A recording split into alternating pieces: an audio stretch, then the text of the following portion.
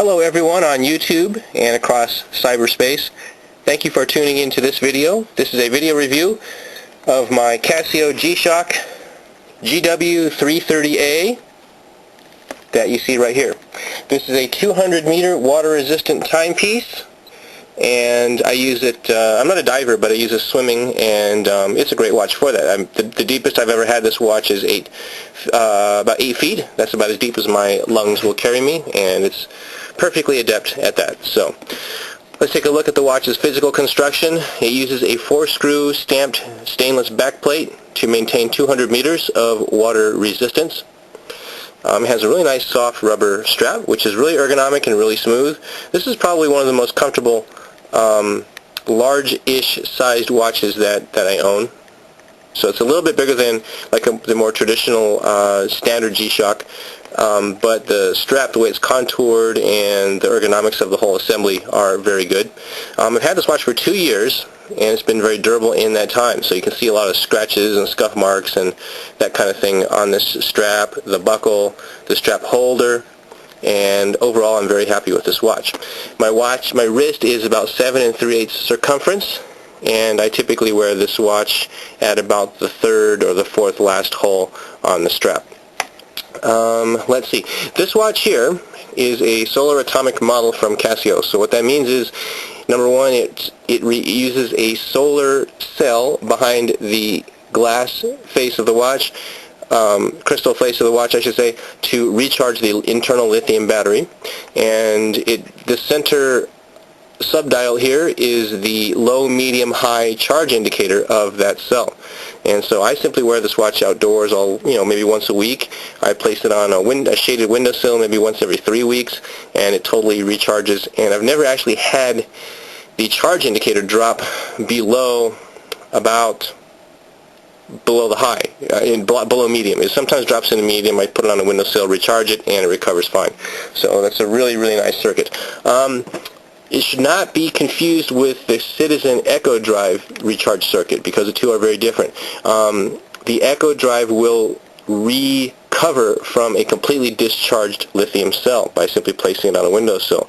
Casios, however, there's a lot of talk on the web forums and things like that. Casios, however, are not always so adept at recovering from a full battery discharge. So you're going to want to keep that in mind. Keep the battery charged. Keep the watch outdoors whenever you can, and wear it outdoors whenever you can.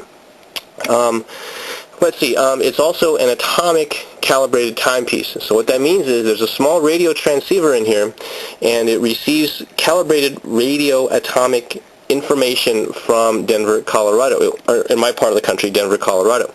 And it recalibrates itself whenever I tell it to, per that calibration signal. So you can there's a lot of watches out there that have this feature, so it's not totally exclusive to Casio, but Casios are the most inexpensive. You can get a G-Shock anywhere from $60 to that has that feature in it. So that's really nice. I mean, I live in California, so daylight savings occurs twice a year, once in the spring, once in the fall. This is the only watch where I've never had to reset or adjust given daylight savings or timekeeping inaccuracies of any kind. So let's see. That's what I want to say about that. It's got a special mode and some features in it where you can input the time that you want the watch to recalibrate, because during the recalibration you can't really touch the buttons or reset the watch or do anything like that. So I have it set to calibrate at 3 o'clock in the morning every day, and it works great. So let's see, let's go cycle you through the modes. So this is regular timekeeping mode. This first subdial over here on the far left is nothing more than a minutes elapsed indicator. It's like a visual indication of the counting seconds over here.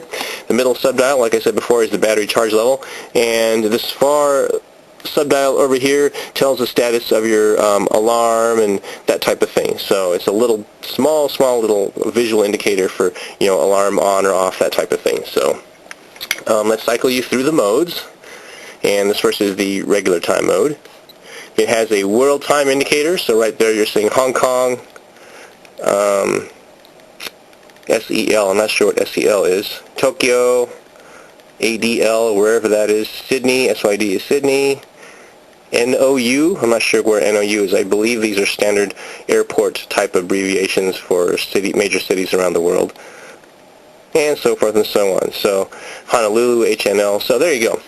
It's important to note that the regular my local time is displayed here in the bottom corner of the dial, so I always have that in view. Let's go on to the next mode. I'm not sure what mode. I think this is the alarm mode, I believe. You know, I'm not sure what this mode is. I'll skip it. I'm not going to talk about something I have no clue what it is. I'll have to reread the manual. This watch is 2 years old. It's been about 2 years since I actually read the manual. So, oh, here's my alarm mode. So it's got like 3 or 4 alarms. Alarm 1, alarm 2, alarm 3. So I don't really use them that much, but they're there if you want.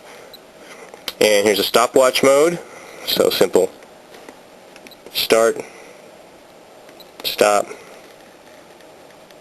and reset, and I'm back to regular time mode. One thing I don't like about this watch is it doesn't have a countdown timer. That's one thing I do like about some of the more simple, older style traditional G-Shocks is they do have countdown timers on them. So I wish this watch had a countdown timer, although it's not really a make or break, I don't think, because this watch has a lot of other properties and characteristics that make it a very good watch. So illumination, let's look at the nighttime lume. It's Casio's Electroluminescence. You've seen it before, I'm sure. There it is. And the kind of neat thing about this watch is if you press and hold the illumination when you wear it, you can simply, let me do it this way. It has an auto illumination feature, so if you're walking around just wearing the watch, it doesn't do anything. But when you tip it up vertically, it activates the lume. So simply wearing it casually, tip it up, check the time, and it'll automatically turn on. It's called, I don't know, auto illumination, I think is what it's called. You have to be careful about that feature. As nice as it is, you have to be careful about it. There was one time I fell asleep with this thing on. I guess I was rolling around a lot at night, and I activated it by accident. And by the time I woke up, my battery had dropped from the high down to low, or down to medium. So keep that in mind. So that's all I can say about this watch. I like it. You can get it. I bought it at Kohl's 2 years ago for, gosh, a little over $100. I probably overpaid for it, but I like the watch itself. Oh, this little brown piece up here used to be gold, so it's been sweated on, and the Pacific salt water kind of, and the sun faded it to a weird copper color, but it's supposed to be gold. But anyways, I paid about $120, $115 for it at Kohl's. You can get this watch for online for significantly less than that, maybe $50 or $60, and so long as you keep the battery charged and don't let that battery drop, it's a really good watch. I really like it. It's really accurate. It's comfortable. It's lightweight. And I can completely recommend it to anybody. So, thanks a lot for tuning into this video. And I'll see you guys later.